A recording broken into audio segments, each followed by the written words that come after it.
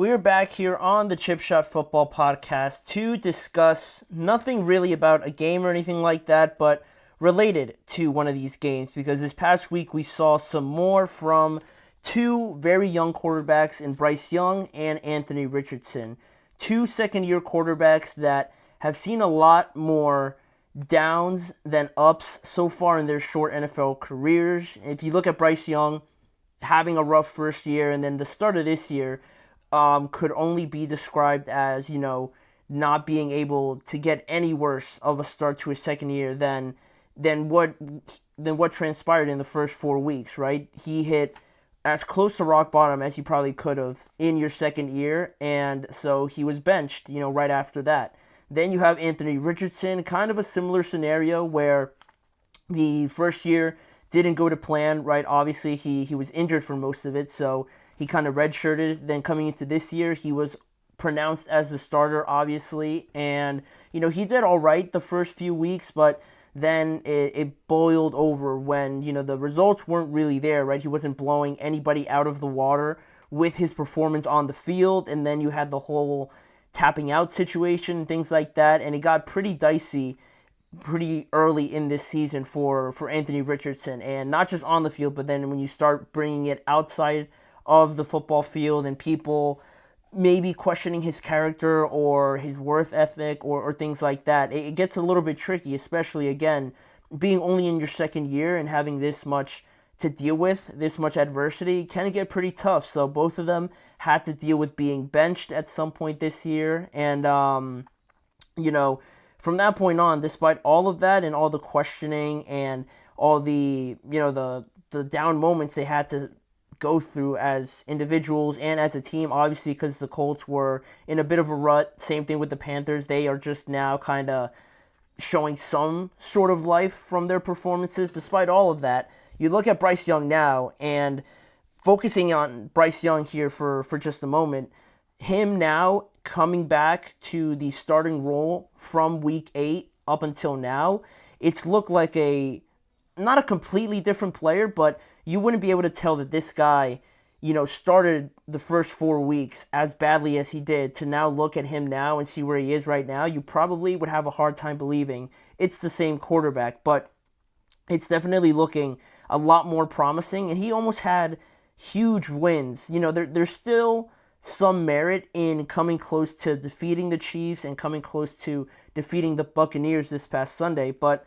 could you imagine if he got those 2 wins, again, in the same season where the first 4 weeks were just awful, and then just like months later, a month and a half later, you're defeating the reigning Super Bowl champion, and a team that could be the best in your division, how unlikely that seems, right? And, he didn't win the games, obviously, but being in a position where they almost did, and him playing very well, it's definitely a lot better of a spot than where they were, obviously at the start of this season. And, just comparing it, Bryce Young at the start with those first 4 games, he was averaging only 75 yards per game. He hadn't thrown a single passing touchdown, and he had 3 interceptions through the first 4 weeks before he was ultimately benched for the veteran Andy Dalton.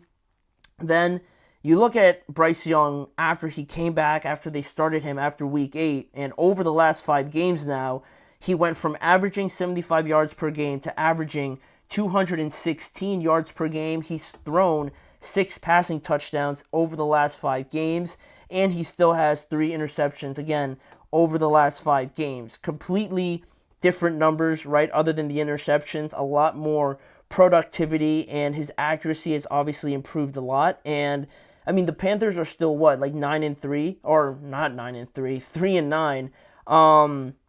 So the record, the wins and losses are pretty irrelevant now, because you're not going to go to the playoffs, obviously, but these performances definitely matter when you're talking about development. And we're going to get into, the issues, right, with, mishandling young quarterbacks a little bit later, but it's good to see the Panthers focusing on developing Bryce, and each and every week it seems like he's taking just a little tiny step in the right direction, which is probably all you could ask for after everything they've gone through so far. being here at this point now is definitely a positive sign that the Carolina Panthers cannot say that they've had a lot of over the last couple of seasons. But that's Bryce Young. That's only one part of the puzzle. Then you got Anthony Richardson, who was benched during week 9, but came back in a lot shorter time than Bryce Young did. He came back week 11. And since then, it's been 3 weeks where he too looks very different than what he did in the first part of the season. Through the first 6 games, he was completing 44% of his passes. He had 4 passing touchdowns and 7 interceptions in his first 6 starts in 2024. Then, once he's come back and once, we've gone through the Lions game, the Jets game, and the Patriots game now over the last 3 weeks, he's completing his passes from 44% now at 52%. He's thrown 1 less passing touchdown, going from 4 down to 3, but he's thrown 2 interceptions over the last 3 games rather than 7. And he's led the Colts to some pretty exciting comeback victories against the Jets and this past week against the Patriots, where he converted essentially the game-winning play, the 2-point conversion, to help the Colts win that game. And they're still in the playoff hunt too as well, where Bryce Young, it's a little bit different. They're just focusing on developing him. The Colts are trying to do that, but also, if the Broncos slip up here, maybe they drop a game or 2 and the Colts continue to win through Anthony Richardson, I think it'll only help them even more. So overall, just from what we've seen from Bryce and Anthony Richardson so far, some things to consider is that these 2 guys are, one, still very, very young. They're 22 and 23 years old. And for as exciting as they may look right now and how, much better they do look from where they started, they're nowhere near, the level that I think you would consider a solid, an average to pretty good starting quarterback. They're nowhere near that. And that's even more exciting as well because they're playing pretty good right now. And seeing the progression, seeing the growth, I think is a huge thing, especially with a guy like Bryce, where, he's been through 3 head coaches already, 2 offensive coordinators already in only 2 years.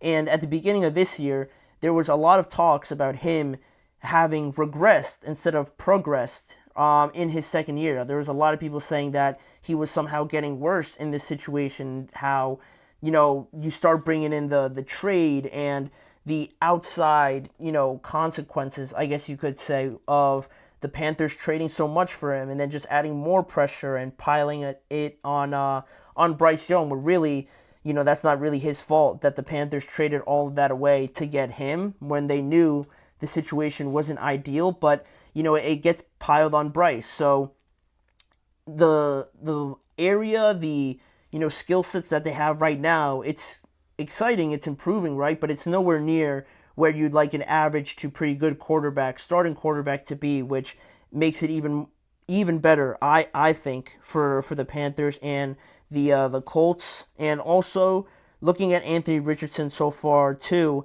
he's 22 years old, and he came in a little bit differently just because he only threw 393 passes in college before making that massive jump to the NFL. So he clearly needed a lot more room to kind of go through, get better, have some bad moments, and all of that was going to eventually pay off, right, if you put in the time to help him out. But of course, he gets injured his first year, so you kind of lose a year there, and you feel more urgency coming into this year, so that's a little bit annoying. But I think when I'm talking about these 2 quarterbacks and people want to bring up the benching and how it was such a great thing for them, I think in a situation like that, or at least in both of these situations, the credit and the merit, I guess you could say, should go to Bryce and Anthony Richardson, not so much the organizations for actually benching them. I think a lot more credit should go to Bryce and Anthony Richardson for,